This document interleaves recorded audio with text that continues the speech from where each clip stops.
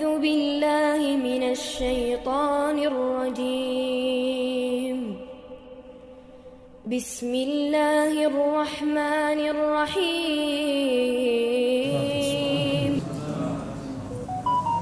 إن الحمد لله نحمده ونستعينه ونستغفره ونعوذ به من شرور أنفسنا ومن سيئات أعمالنا من يهده الله فلا مضل له ومن يضلل فلا هادي له أشهد أن لا إله إلا الله وأشهد أن محمدا رسول الله يا أيها الناس اتقوا ربكم الذي خلقكم من نفس واحدة وجعل منها زوجها وبث منهما رجالا كثيرا ونساء واتقوا الله الذي تساءلون به والأرحام إن الله كان عليكم رقيبا يا أيها الذين آمنوا اتقوا الله حق تقاته ولا تموتن إلا وأنتم مسلمون يا أيها الذين آمنوا اتقوا الله وقولوا قولا سديدا يصلح لكم أعمالكم ويغفر لكم ذنوبكم ومن يطع الله ورسوله فقد فاز فوزا عظيما أما بعد فإن أصدق الحديث كتاب الله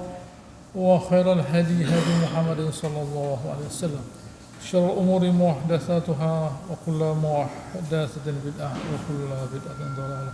Alhamdulillah, sebagaimana yang sudah kita baca pada pertemuan sebelumnya pada surat Al-Baqarah pada ayat 84 dan selanjutnya, di mana Allah Ta'ala menceritakan kepada kita bagaimana Bani Israel itu yang merupakan orang-orang yang mendapatkan risalah langsung dari Allah Ta'ala, mendapatkan Rasul, mendapatkan kitab, tapi mereka saat mereka berada di Madinah, mereka bukannya menjadikan Aus dan Khazraj menjadi orang-orang yang baik, menjadi orang-orang yang beriman.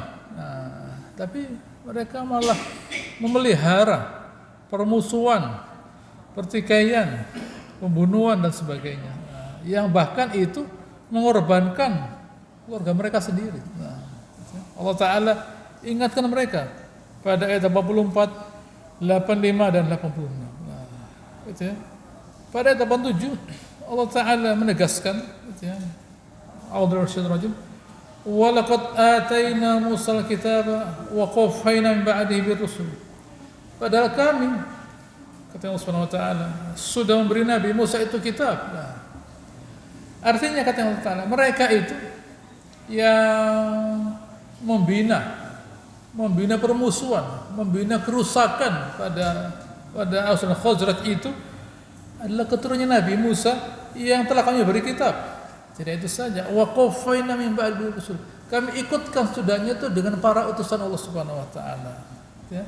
Dan bahkan terakhir kali Nabi terakhir itu Nabi Isa, wa atayna Isa ibn al-Maryam al-bayyinat.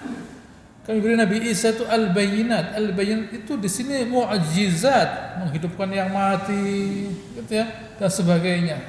Menyembuhkan orang sakit, membuat burung, gitu ya, dibentuk lalu menjadi tanah liat, dibentuk jadi burung yang hidup. Tanah liat dibentuk begini, ditiup jadi burung yang hidup. Orang mati bisa hidup, orang sakit bisa sembuh dan segala macamnya. Itu semua penjelasan dari Subhanahu wa Ta'ala, al-mu'jizat. Wa ayyadnahu biruhil qudus. Dan kami topang, kami dukung Nabi Isa itu dengan Ruhul Kudus. Ruhul Kudus yaitu malaikat Jibril. Ini sudah diterima oleh para nabi. Ruhul Kudus, malaikat Jibril itu para nabi sudah menerima. Makanya saat Nabi Muhammad SAW beliau bercerita kepada Warqah bin Naufal, saya melihat ada makhluk yang kakinya satu di timur, satu di barat, kepalanya di langit. Kita memanggil saya Muhammad, ya Muhammad. Gitu ya, saya lihat. Lalu kemudian dia merangkul saya. Oh, itu An-Namus. Itu An-Namus, Sayyidus Sir, teman rahasia. Setiap orang nabi pasti didatangi oleh itu. Yang kamu lihat itu hanya datang kepada para rasul utusan Allah Ta'ala. Tidak datang kepada semua orang, hanya pada rasul. Kamu ini rasul, utusan Allah Ta'ala.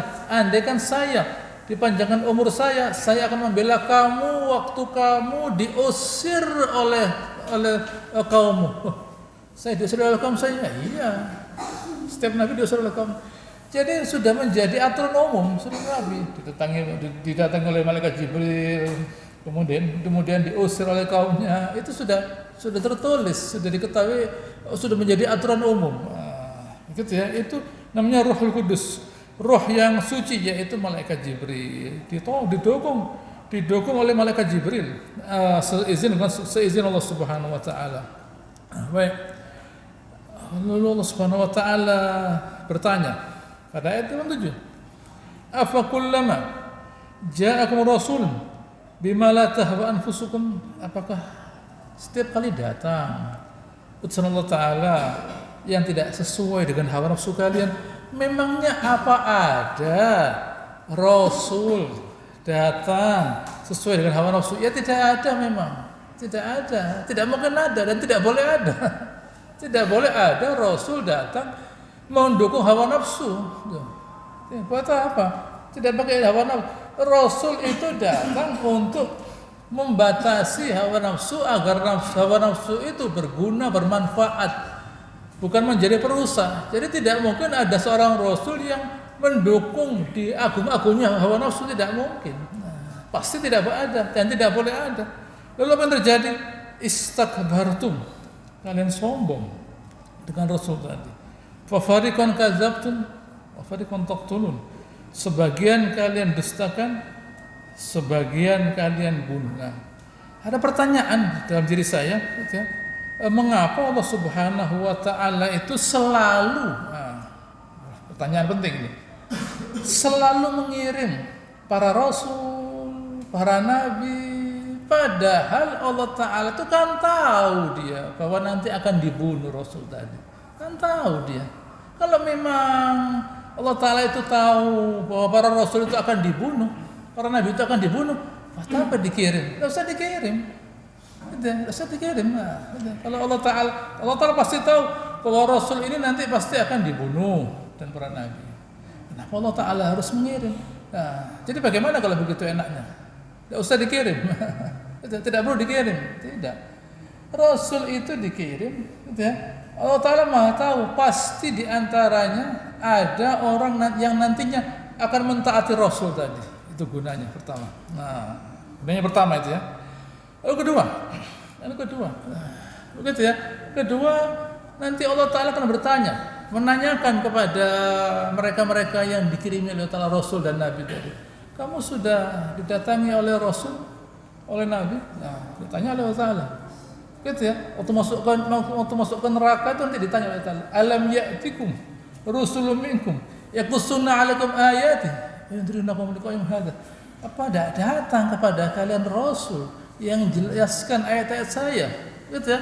Buat apa masuk neraka? Kalau bisa masuk surga, kenapa masuk neraka? Tidak pernah datang rasul. Gitu ya. Qalu bala syahidna walakin haqqat kalimatul azab 'alal kafirin. Gitu ya. Benar, tapi memang sudah maktub, gitu ya. Kami ini penghuni neraka, cocok kami di neraka, cocok kami kalau berbuat maksiat itu, tidak cocok berbuat baik, tidak nyaman untuk mentaati Rasul. Cocoknya, senangnya, enaknya, nyamannya apa? Melawan Nabi dan membunuhnya, selesai. Itu suatu kenikmatan buat mereka, karena mereka calon penghuni neraka. Nah, begitu ya, karena mereka itu adalah calon penghuni neraka. Nah, itu yang terjadi. Gitu ya, itu yang terjadi. Jadi tidak bisa buat apa, tidak. Itu yang kedua. Yang ketiga, memang Allah Subhanahu wa taala itu mau memasukkan mereka ini ke dalam surga. Allah Ta'ala mau memasukkan mereka ke dalam surga sehingga mereka memang dipertemukan dengan orang semacam itu. Jadi ini suatu ketentuan dari Allah Subhanahu wa taala. Tidak bisa orang yang mau dibunuh itu berkata, kamu buat apa membela agama Allah Ta'ala yang nantinya berisiko kamu dibunuh loh ya. Buat apa?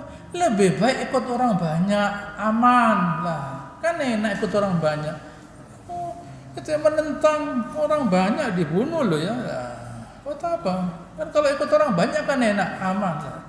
Kamu menentang orang banyak, akhirnya beresiko dibunuh. Nah, begitu ya, itu terjadi.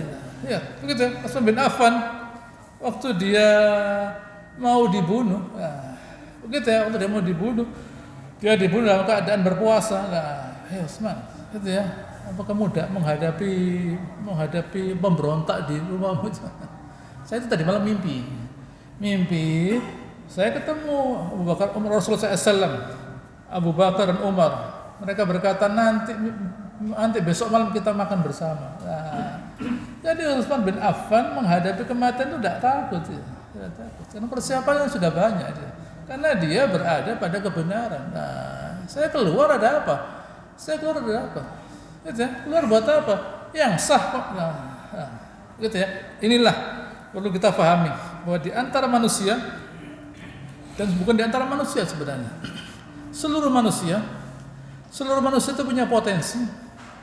Dia merasa mulia, nah, gitu ya, dalam membela apa yang dianggap benar. Nah, gitu ya. Seluruh manusia itu dia pasti akan merasa mulia kalau dia tahu dia itu benar. Nah, merasa mulia dia. Sebaliknya, tapi kok kenapa ada orang yang dia tahu itu salah, kok dia bela? Tentu lain. Hal yang berbeda. Perasaannya, sikapnya orang saat dia membela kebenaran dan dia tahu itu benar, dan melawan kebenaran dan dia tahu itu benar, berbeda sikapnya. Rohnya, rasanya itu berbeda, tidak sama. Dia tahu ini benar, tapi dia tidak mau mengerjakan, sehingga dia harus melawan kebenaran. Tidak sama rasanya dengan orang yang tahu ini benar. Al-itsm, gitu ya, ma haka fi sadrik wa takhafu yatalu alaihi nas. Gitu ya. Dosa itu apa yang kamu rasakan tidak enak dan kamu takut dilihat orang lain. Tidak mungkin ada orang yang tidak tahu bahwa itu salah dan dia perjuangkan, tidak mungkin. Gitu ya. Dia perjuangkan kebatilan dalam keadaan dia tidak merasa mulia. Tidak merasa mulia dia. Jadi apa yang menopang kebatilan? Hawa nafsu. Dia harus mengangkat hawa nafsunya dan menghilangkan harga dirinya.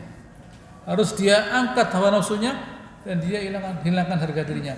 Apa tandanya? Tandanya dia memaksa. Kalau barang itu benar, tidak usah dipaksa. Barang itu benar, saya kasih tahu, tidak usah dipaksa. Begitu ya. Kalau barang itu benar, tidak usah dipaksa. Nah, silakan Anda minum ini. Ini air apa enggak ya? Oh, jangan diminum. Tidak apa-apa. Nah, tapi kalau air ini sudah saya kasih racun, nah, saya paksa Anda minum loh. Tolong diminum. Tolong diminum. Sudah saya kasih saya kasih racun ini, sianida.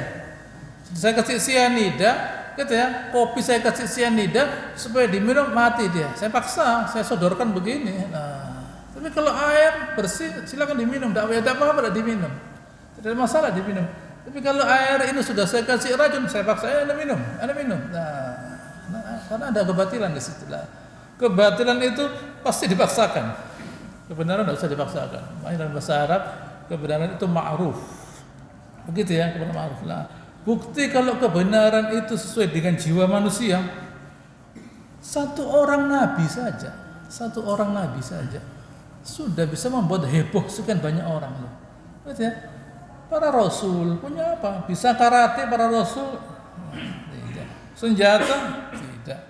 Punya masa? Siapa masanya rasul itu? Nah, siapa masanya rasul itu?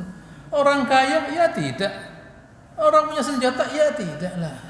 Jadi seharusnya kebenaran itu tidak perlu ditakuti, ya. Tapi karena kebenaran itu punya kekuatan, nah, sehingga membuat mereka yang anti pada kebenaran ketakutan.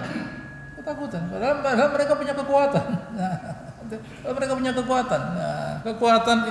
kekuatan itu menjadi lemah saat berhadapan dengan al-haq, kebenaran. Nah, oleh karenanya kalau kita itu sudah tahu bahwa kita itu benar, yakinkan dalam diri kita bahwa kita itu benar. Yakinkan dalam diri kita bahwa kita itu benar. Jangan saya itu benar atau salah, ya. Tidak boleh. Saya benar, saya yakin. Itu tidak gampang loh itu tidak gampang. Itu tidak gampang terjadi. Gitu ya. Yakin pada kebenaran tidak gampang terjadi. Contohnya gitu ya, saat perjanjian Hudaybiyah, saat isinya itu ada ketimpangan, di mana isinya kalau ada orang Mekah ke Madinah boleh dikembalikan ke Mekah. Sebaliknya kalau ada orang Madinah gitu ya, ke Mekah tidak boleh dikembalikan ke Madinah, biarkan di Mekah. Nah, ini kan ketimpangan ini. Bagaimana kata Umar Khattab pada Abu Bakar, ya Rasulullah, kamu ini nabi dah. Kamu nabi, ya saya nabi katanya. Lah ya kan, kamu benar, kan kita benar mereka salah. Iya. Lah ya, lalu kita mengikuti mereka ya sudah begini keadaannya lah. Ketemu Abu Bakar, Abu Bakar, itu kan nabi, iya nabi. Kan mereka salah kita benar, ya memang lah. Tapi kalau kita nurut orang kafir ya, dia itu katanya Abu Bakar Siddiq, dia itu terus salam diilhami oleh Subhanahu wa taala lah.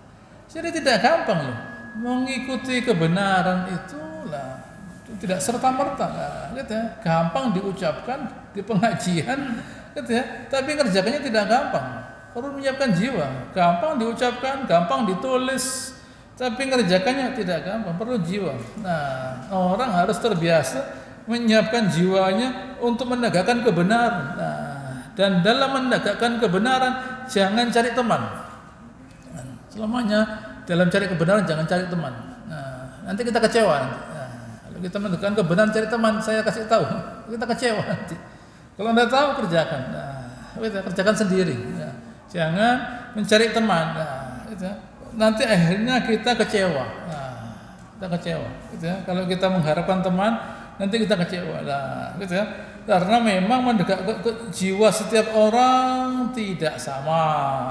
Gitu ya. Jiwa setiap orang tidak sama. Gitu ya. Jiwa setiap orang itu tidak sama. Kita mengharap dia mampu, nyata dia tidak kuat. Nah, akhirnya dia mundur, akhirnya kita batal. Nah, jangan.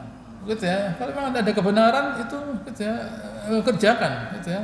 Semoga Allah Subhanahu wa taala membantu kita. Nah, gitu ya. Ini pentingnya kita berharap hanya kepada Allah Subhanahu wa taala. Ini pentingnya kita kalau mau melakukan sesuatu kita harus melakukan salat istikharah agar kita itu dibantu oleh Subhanahu wa taala. Gitu ya. Jangan sampai kita menganggap itu benar padahal itu salah. Nah, gitu ya. Baik. Saya lanjutkan. Nah, yang terjadi pada Bani Israil itulah yang terjadi pada Bani Israil. Mereka membunuh setiap orang yang tidak sesuai dengan hawa nafsu mereka. Selamanya tidak sesuai dengan nafsu mereka memang. Ayat 8, apa kata mereka? Ini rahasianya. Wa qalu qulubuna ghulf. Gitu ya. Ayat lain mengatakan wa qalu qulubuna fi akinnah. Nah, ghulf artinya bungkus. Ghilaf. Bungkus. Akinna sama, akinna dari kata kanana, kafana itu semua artinya pembungkus, gitu ya. Bukan cover, bukan, gitu ya. Bukan satar, bukan. Satar itu saya masukkan tangan saya di sini satar. Ini satar satu, gitu ya. Tapi kalau terbungkus seluruhnya, nah, wrap namanya, bahasa Inggrisnya wrap, dibungkus seluruhnya, nah, gitu ya. Kalau cover tidak, satu saja, nah, itu dibuka kelihatan. Kalau wrap dibungkus begini, nah, seperti cover itu dibungkus, gitu ya. Ini dibungkus. Kok bisa begitu? Hati kami tidak bisa lagi menerima ilmu. Mengapa? Karena sudah ada isinya. Nah, sudah ada isinya. Isinya hawa nafsu, dosa dan segala macamnya. Tidak bersih hati kami. Tidak bersih. Sama dengan misalnya kita mau menempati sebuah ruangan. Nah, menempati sebuah ruangan. Nah, di sebuah rumah. Yang punya rumah berkata, silahkan menempati ruangan ini. Kita buka, isinya barang. Nah, saya tidak bisa menempati ruangan ini. Loh kenapa? Ini ruangan. Iya memang, tapi isinya banyak. Tidak bisa. Jadi bagaimana? Ya dikosongkan dulu. Gitu ya. Atau isinya pasir, debu, tidak bisa, dibersihkan dulu lah. Bersih, nah, tidak perlu tempat tidur, yang penting bersih, gitu ya. Bersih baru, nah, begitu ya, bersih baru bisa ditempati. Ya. Atau ruangannya bersih ada ularnya, tidak keluar saya masuk ke sini tidak keluar, lah, gitu. Tidak apa-apa, tidak bisa siapa ngeloni ular ya, tidak bisa, dikeluarkan dulu lah, itu bersih ruangannya, gitu ya, tapi ada ularnya. Tidak bisa, gitu. Ada laba-laba, gitu ya. ada laba-laba gitu ya, warnanya hitam. Black widow namanya, black widow, janda hitam. Karena dia suka membantai suaminya. Nah, itu kalau kita digigit itu disolati kita. Kecil, gitu ya, kecil, tapi ya setelah digigit itu tidak pakai COVID, sudah langsung dibungkus disolati lah. Kecil barangnya. Lagi ular hijau kecil begini ular. Kita kecil, bukan tataran sanca, bukan piton, kecil lah. Kita digigit itu ya, gitu ya, ditulis di papan nama kita. Begitu ya, kecil barangnya. Ada lagi kata hijau bagus, kita pegang, mati, gitu. Racun itu. Begitu racun. Begitu ya, barangnya kecil, tapi kalau itu melekat di tubuh kita, begitu ya, begitu banyak contohnya. Gitu ya. Jadi kalau barang dari suatu tempat itu sudah ada isinya, piring misalnya, piring kotor misalnya, kita mau makan dikasih piring kotor, tolong bersihkan. Loh ini enggak, iya bersihkan dulu. Hati kita juga begitu, hati kita mesti dibersihkan dari segala dosa. Dari segala dosa harus dibersihkan dari segala dosa. Caranya bagaimana? Caranya dengan banyak istighfar, memohon ampun kepada Subhanahu wa taala. Karena setiap dosa Nabi SAW satu titik hitam. Gitu ya. Bayangkan kalau dosanya banyak. Gitu ya. Dosanya banyak. Kalla bal rana ala qulubihim akan yaksibun. Rona. Ditutupi hatinya karena dosa-dosa mereka. Dosa-dosa mereka artinya sebenarnya rahasianya hati mereka itu dalam keadaan sedang menikmati dosa. Lalu tiba-tiba kepala mereka mengatakan Anda sebaiknya menikmati kebaikan. Hatinya tidak siap. Akalnya iya benar memang. Akalnya benar. Akalnya diisi ilmu yang menyatakan bahwa saya mesti gitu ya, mentaati kebenaran karena itu berguna, bermanfaat memang, tapi hati juga harus disiapkan. Bukan kalau ilmu dimasukkan kepala bisa dipelajari, tapi hatinya seperti yang terjadi pada Bani Israil ini, mereka tahu kitabullah, tetapi sebagaimana yang sudah saya jelaskan pada pertemuan sebelumnya, mereka tidak menyiapkan hati mereka. Jadi orang itu kalau mau berbuat baik harus menyiapkan hatinya untuk berbuat baik. Kalau tidak bisa, harus disiapkan bahwa saya ini harus mengerjakan kebaikan. Mengapa? Karena kebaikan itu tidak harus kita kerjakan dengan nikmat, tidak. Sholat itu bukan selalu dengan nikmat, tidak. Begitu ya, sama dengan orang ngantarkan anaknya ke dokter, senang, ngantarkan orang ke dokter senang, ngantarkan istri, ngantarkan anak ke dokter senang, tidak senang, tapi karena anak ini, karena istri, ya, karena orang tua lah, begitu ya, coba bukan karena mereka, ada apa, gitu ya, ketemu dokternya, assalamualaikum lah, itu saja, ada apa, begitu ya, saya periksa, enggak, saya sudah sehat kok, saya sehat. Tidak apa-apa lah. Tidak, misalnya dokter itu gratis. Enggak, saya sudah sehat. Ya. Tapi karena yang sakit istri, anak, orang tua, terpaksa dibawa ke dokter. Tidak enak duduk nunggu begini. Ya. Begitu coba nunggu di akad nikah, lagi ada nasi datang. Nasi datang. Begitu ya, ada nasi datang dimakan. Enak. Begitu ya. Ini sebentar lagi masuk.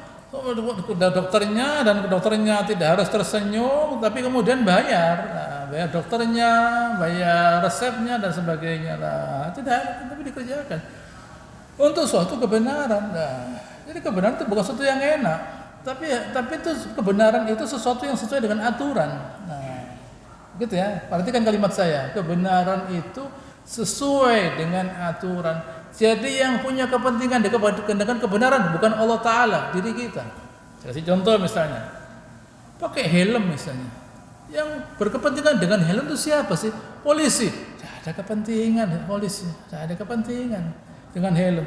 Gitu ya. Atau ngatur lalu lintas misalnya. Terpaksa polisi meletakkan kamera di perempatan jalan dan sebagainya agar orang tidak melewati lampu merah. Ada kepentingan? Tidak ada kepentingan polisi. Tapi yang ada kepentingan kita lah. Jadi kalau kita itu berbuat maksiat melawan aturan Allah Ta'ala, yang rugi kita bukan Allah Ta'ala. Allah Ta'ala yang rugi, kita yang rugi lah. Kalau kita tuh maksiat yang rugi kita, bukan Allah Ta'ala. Nah, karena maksiat itu sebenarnya suatu kehinaan, sehingga Allah Ta'ala marah. Nah, jangan, kamu kok mau-maunya berbuat maksiat, berbuat yang menghinakan dirimu untuk apa? Nah, Allah Ta'ala marah. Nah, kenapa kok berbuat maksiat? Perbuatan yang membuat dirimu terhina itu buat apa? Nah, sama dengan tadi melanggar peraturan lalu lintas, gitu ya, melanggar garis misalnya, nah, gitu ya, mau nyelip beginilah, akhirnya ketabrak, lah, buat apa? Gitu ya, kamu sabar di sini, di belakangnya mobil ini dan sebagainya, sabar, gitu ya, agar selamat dan sebagainya, begitu.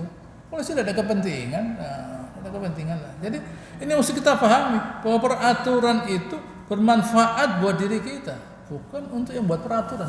Peraturan tidak ada masalah. Nah, gitu ya.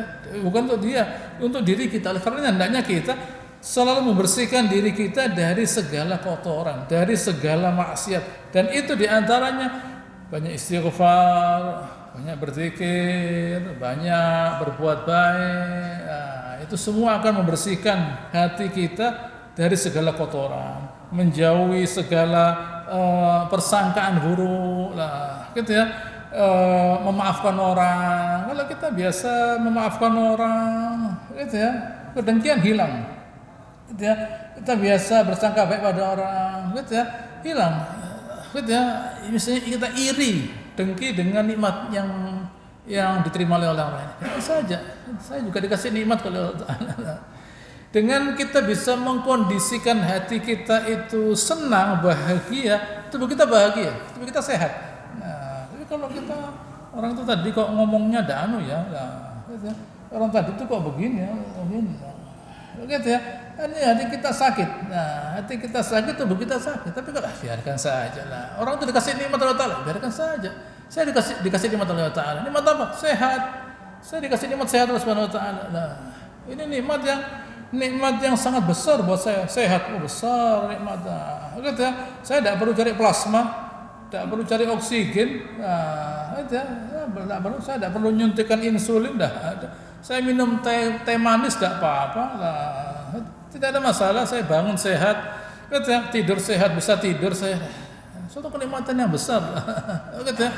Suatu kenikmatan yang besar yang harus disyukuri. Ayat 89. Ayat 88, bala'anahumullahu bikufrihim. Bukan karena itu, gitu ya. Mereka itu sudah dilaknat oleh Allah Ta'ala. Mereka mengatakan hati kami tertutup. Ya memang, karena kalian itu sudah, gitu ya, sudah ditutup hati kalian Subhanahu Wa Ta'ala. Ini sama dengan orang mengatakan, saya ditolak masuk suatu negara karena paspor saya itu mati. Bukan mati, kamu blacklist, tidak boleh masuk ke negara itu. Bukan mati. Nah, gitu ya, sudah blacklist, Anda sudah punya masalah dengan negara itu, Anda ditolak. Meskipun paspor Anda itu baru, ditolak. Nah, bukan soal hati kalian itu tertutup itu saja, tidak. Tapi kalian sudah banyak berbuat dosa sehingga membuat kalian oleh Allah Ta'ala dikeluarkan, diusir dari rahmat Allah Subhanahu Wa Ta'ala. Artinya kalian ini, gampangnya, sudah tidak punya lagi keinginan mengharap rahmat Allah Ta'ala. Jadi musibah yang terbesar adalah orang yang sudah tidak lagi mengharap rahmat Allah Ta'ala. Musibah terbesar.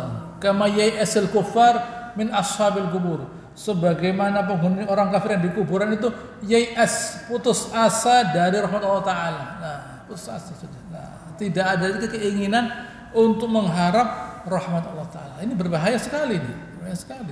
Orang sudah tidak mengharap rahmat Allah Ta'ala itu berbahaya sekali ya. Nah, buktinya apa buktinya? Nah, meskipun tidak perlu bukti besar, yang kecil-kecil. Jarang berzikir. Gitu ya, jarang ingat pada Allah Ta'ala. Jarang berbuat segala perbuatan baik. Nah, begitu ya, itu menunjukkan orang tidak mengharap Allah Ta'ala. Sebaliknya, kalau dia mengharap Allah Ta'ala, banyak berzikir, banyak membaca kitabullah, nah, begitu ya, banyak bersedekah, banyak memaafkan, banyak memberi salam. Nah, gampang kok, gampang. Kata Nabi SAW, gitu ya, nanti di surga ada sebuah rumah, di mana yang di dalam bisa melihat yang di luar, yang di luar bisa melihat yang di dalam, seperti botol ini. Nah, Lalu ada orang berdua bertanya, liman Rasulullah? Liman atobal kalam. Ngomong enak. Pertama. Yang kedua, wa'at amat to'am. Bagi makanan. Bagi makanan. Nah, Anda kok bisa bagi makanan? Sudah kenyang perut saya. Sudah besar, perut saya sudah besar. Nah, karena saya sudah kenyang, sudah gemuk, dan saya memang orang kaya memang. Saya ini orang kaya memang. Jadi saya sedekah. Begitu loh. Tunjukkan pada Allah Ta'ala saya orang kaya. Tunjukkan pada Allah Ta'ala kalau dia bisa memberi, saya bisa memberi. Nah, jadi gagah. Jangan memberi baju tidak dipakai. Begitu ya. Ini baju bekas. Mau kita dikirim dari langit, ini baju bekas. Mau. Dari langit kelihatan. Turun sarung itu baju bekas ini. Minta yang baru, yang ada kotaknya. Seperti malam lebaran loh. Kotak, ada kotaknya lah. Kalau Allah Ta'ala bisa ngasih yang baru, saya juga bisa ngasih. Kenapa? Saya orang kaya kok. Tunjukkan pada masyarakat saya orang kaya. Nah, begitu loh. Saya ngasih barang baru, bagus. Yang saya pakai, saya berikan orang. Nah, Nabi SAW itu begitu. Nabi itu pakai baju baru, dijahitkan orang karena bajunya sudah rusak. Orang itu kasihan lihat Nabi SAW, kasih baju baru Nabi, pakai. Orangnya ganteng Nabi itu, orangnya ganteng, bajunya bagus, sak pengadek, cocok. Lalu dari yang berkata, ya Rasulullah, bagus ya bajunya, kamu mau? Oh ya, bila masuk ke kamarnya, dibuka baju barunya, ganti baju yang lama, dikasihkan orang tadi. Nah, kamu ini bagaimana katanya orang-orang? Nabi baru pakai baju bagus, nah, kok kamu minta? Ya katanya dia, saya kepingin ini jadi kafan saya waktu mati. Kalau saya ada, ya kasih orang baju baru nabinya. Nah, Nabi itu begitu, gitu ya. Atobal kalam, wa atamat to'am, gitu ya. Wa afsas salam, nah, gitu ya. Wa shalla bil lail wan nasu niyam. Memberi gitu ya. Kalau ngomong enak, sudah ngomong enak ngomongnya. Ditambah lagi ngasih makan. Nah, gitu ya. Ini ya saya ngasih makan. Nah, gitu ya. Hadis lain mengatakan menyebarkan salam. Nah, gitu ya. Dan sholat malam. Gampang, apa yang sulit? Tidak ada jihad di situ, tidak ada. Tapi ya berat memang bagi makanan, tidak gampang. Nah, gitu ya. Tidak gampang. Nah, orang itu kalau sedekah memberi sesuatu menunjukkan dia kaya. Anda kok memberi? Saya sudah tidak butuh. Nah, oh hebat tuh. Anda kok ngasih makanan? Sudah kenyang saya. Nah, berarti kaya dia. Nah, hebat. Kelihatan kayanya itu kelihatan. Allah Ta'ala menyukai kata Allah Ta'ala suka kalau seorang hamba diberi nikmat dan dia menunjukkan nikmatnya. Nah, pada masyarakat. Nah, jangan nunggu yang punya mercy percuma. Gitu ya. Itu yang pakai insulin semua itulah. Gitu ya, tunjukkan saya itu kaya bagi makanan lah. Tidak ada yang niru, biarkan saja. Biarkan saja lah. Begitu ya. Biarkan saja lah. Ngasih salam, tersenyum. Anda kok tersenyum terus? Ini semua kena COVID, ya tidak apa-apa. Nah, gitu ya. Saya mau mati karena COVID dengan tersenyum lah. Misalnya begitu. Dan semoga tidak terjadi lah. Gitu, jangan. Gitu ya. Tidak kenapa apa sudah wajahnya dipasang lah. Jangan tersenyum. Nah, obat yang paling murah tersenyum. Anda kalau ingin cari obat yang paling murah tersenyum. Tersenyum itu yang paling murah. Ditambah lagi kalau ngomong enak, ditambah lagi bersedekah, ditambah lagi ngasih salam, ditambah lagi sholat malam. Gampang. Nah, begitu ya. Itu salam. Jangan seperti Bani Israil, qulubuna ghuluf, tidak bisa terima, gitu ya. Tidak bisa terima kebenaran. Apa mau saya lah. Gitu ya. Kalau terima uang mau, gitu ya. Terima kebenaran tidak mau lah. Mau dipakai apa uang ini? Mau dipakai apa uang ini? Uang sebanyak mungkin uang seluruh mau dipakai apa sih? Mau dipakai apa uang ini? Apakah dengan uang tadi manusia itu menjadi mulia? Tidak. Dipakai buat senjata perang. Nah, kalau tidak punya uang orang tidak bisa perang. Karena punya uang orang bisa perang. Nah, begitu ya. Kalau tidak punya uang tidak bisa perang. Karena ada uang orang perang. Nah, jadi uang itu alat untuk kerusakan, bukan untuk kebaikan. Andaikan dengan uang itu orang jadi baik, harta tambah banyak, tapi tidak. Buktinya nanti sesaat sebelum hari kiamat uang itu banyak, karena manusia sudah tidak mulia, uangnya banyak. Waktu orangnya mulia, uangnya sedikit uangnya, sedikit. Yang ke masjid kan uangnya sedikit, yang ke masjid itu uangnya sedikit, tidak apa-apa. Saya bukan orang pajak, tidak apa-apa. Uangnya sedikit, uangnya banyak, tidak lah. Selama diberi oleh Allah Ta'ala rezeki secukupnya, baik buat dia. Sewaktu Allah nikmat itu ya, yang tahu Allah Ta'ala. Kalau Allah Ta'ala masih sayang pada seorang hamba, diberi nikmat secukupnya. Waktu tidak sayang, dilepas oleh Allah Ta'ala. Nah, bukan kebaikan, kerusakan. Nah, gitu ya. Fuqalilan sedikit sekali yang mereka percaya. Artinya tidak ada, artinya tidak ada. Sedikit sekali yang percaya itu artinya tidak ada. Nah, sama dengan ada orang misalnya ngomong sama istrinya, anu tolong ambilkan nasi ya. Oh ya, datang. Nasinya 1 piring, tapi beras dia datang 1 piring, tapi nasinya sedikit saja di tengah-tengah. Loh, ini kok sedikit kenapa? Ini ngejak rame ini. Nah, tidak ada nasinya sedikit saja. Loh ya ngomong, gitu ya. Masa piringnya besar, nasinya kecil segini di tengah-tengah. Ada apa? Nah, begitu ya. Nah, makan itu piringnya besar, nasinya banyak, sedikit buat apa lah? Kan sedikit artinya tidak ada gunanya, sama dengan Anda kerja sama saya ya, 1 hari tak kasih 1.000 rupiah, 1.000 rupiah. Anda ngejak rame-rame, ngejak berkelahi Anda ini, tidak usah dibayar apa-apa. Nah, begitu ya. Sedikit artinya tidak ada gunanya.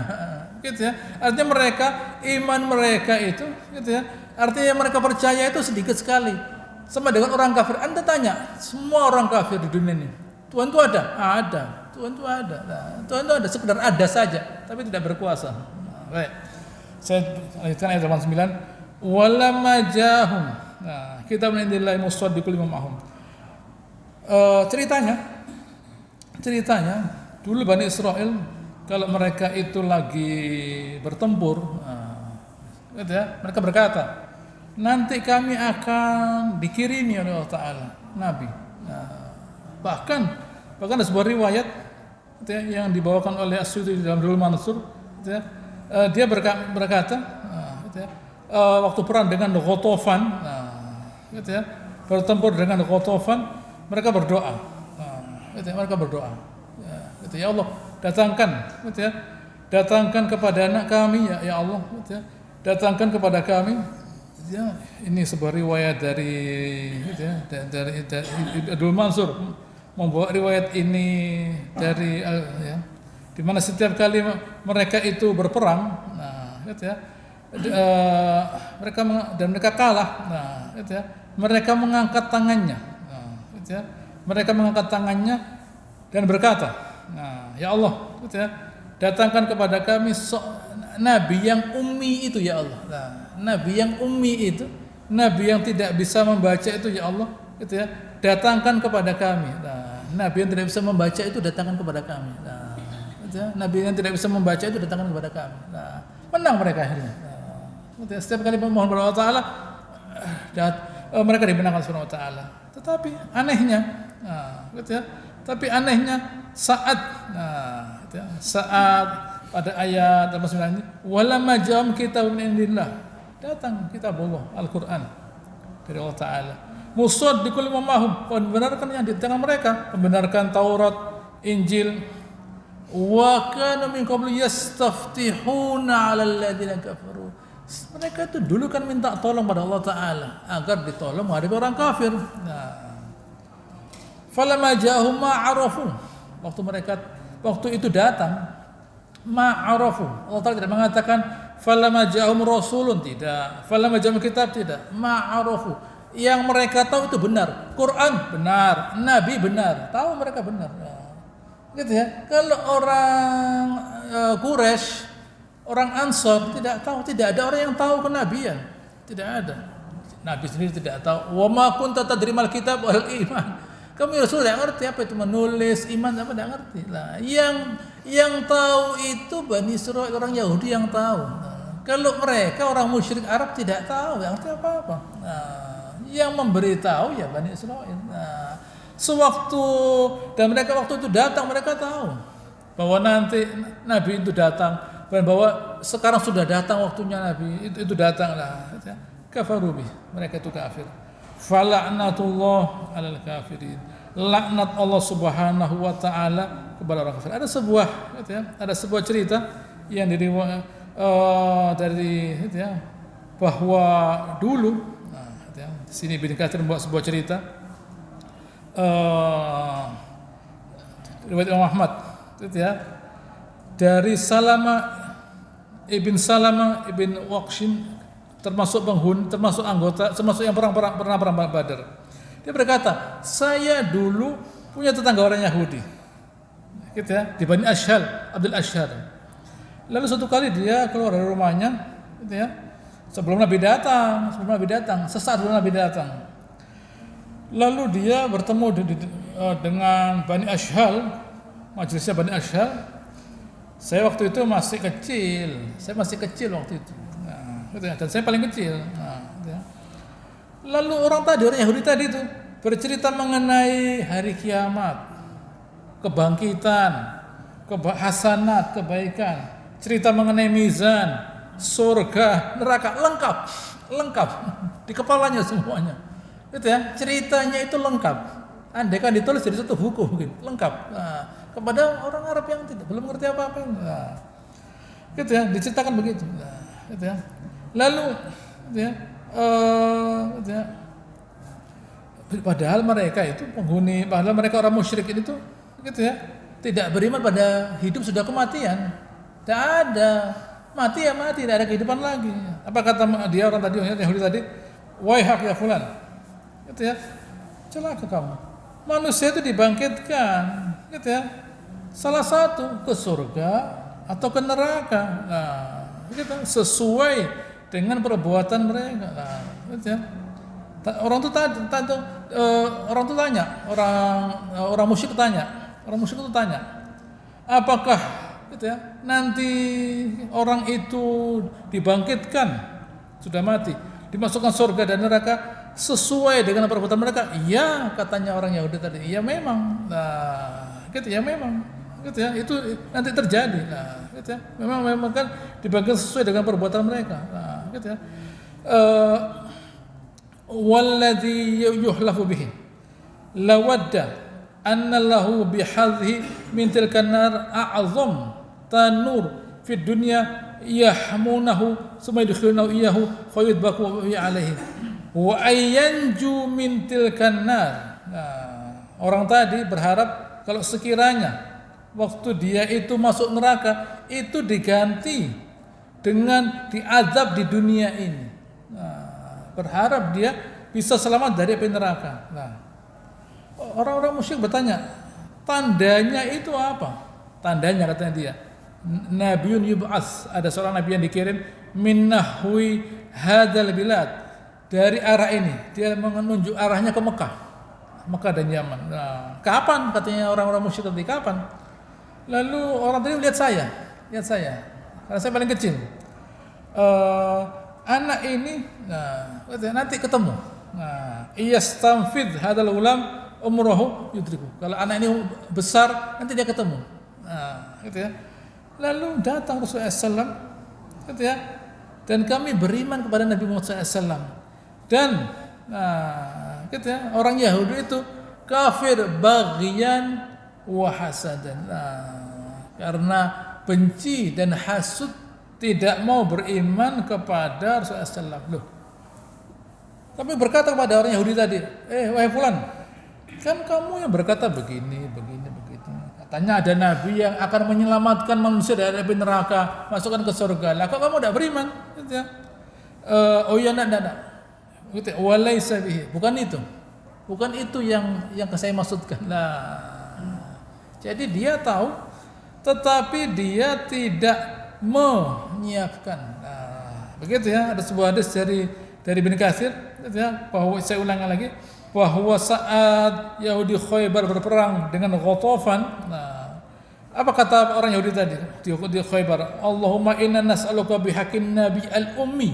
Nah, ya Allah, saya memohon dengan haknya nabi yang ummi itu, alladzi wa'adtana, yang kamu janjikan kepada kami ya Allah, bi ikhrajihi fi akhir zaman, keluarnya di akhir zaman.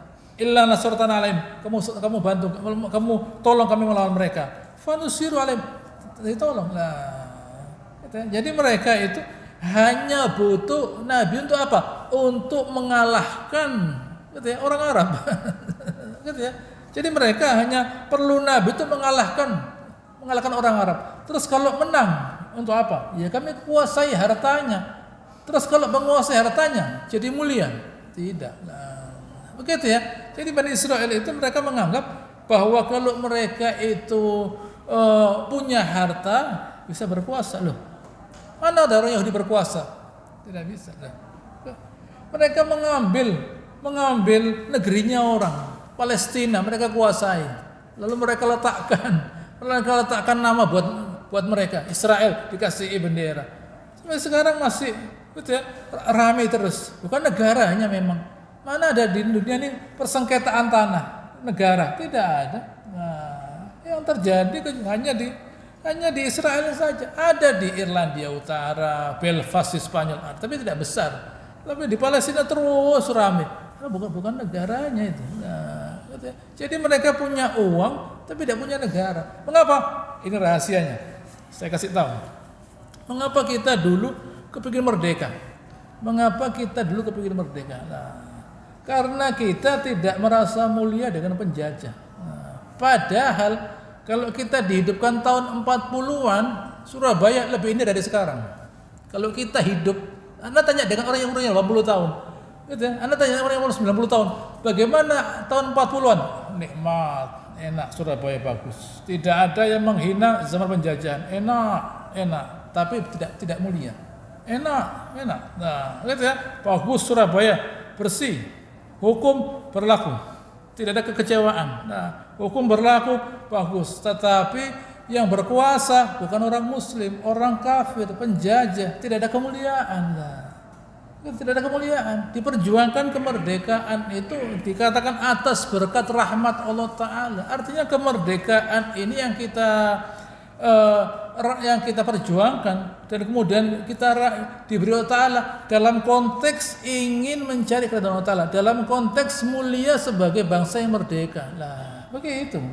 Tapi waktu saat merdeka, sudah merdeka, tidak menyiapkan jiwanya merdeka. Nah, merusak negerinya sendiri. Nah, tidak mulia dengan kitabullah. Allah Ta'ala menjawab ayat 90, bi'sa masyara bi anfusahum. Sungguh jelek mereka itu menjual diri mereka dengan bagaimana? Ayakfuru bima anzalallah, kafir dengan agama yang turun, dengan Al-Quran, dengan Nabi SAW, bagian, karena ada kebencian, ayyunazzila Allah min fadli ala man yasha' min ibadi. Karena kenapa kok tidak diturunkan kepada kami, kok pada yang lainnya? Faba'u bi ghadabin ala ghadab. Mereka kembali dalam keadaan mendapatkan dua kemurkaan. Karena mereka kafir dengan para nabi sebelumnya dan kafir pula kepada Rasulullah SAW, kafir kepada Nabi Isa dan kafir kepada Rasulullah SAW. Kafirnya banyak, dosanya juga banyak, kemurkaan Allah juga banyak. Walil kafirina azabun muhin. Perhatikan di sini. Allah telah mengatakan bukan azabun azim, ataupun tidak, azabun muhin, azab yang menghinakan. Karena tujuannya mereka itu kafir mencari kemuliaan. Nah, Allah mengatakan, saya sediakan azab yang menghinakan buat kalian. Karena kalian mencari kemuliaan dengan menghina agama Allah Ta'ala. Saya siapkan azab yang menghina kalian. Gitu ya. Itulah yang bisa saya sampaikan. InsyaAllah akan selanjutkan pada pertemuan yang akan datang. Allahumma salli ala Muhammad wa ala salli ta'ala Ibrahim wa ala ali Ibrahim innaka hamidun majid. Wa barik ala Muhammad wa ala ali Ibrahim wa ala ali Ibrahim innaka hamidun. Subhanakallahumma rabbana wa bihamdika nasyhadu an la ilaha illa anta nastaghfiruka wa natubu ilaik wa akhiru da'wana assalamu alaikum warahmatullahi wabarakatuh.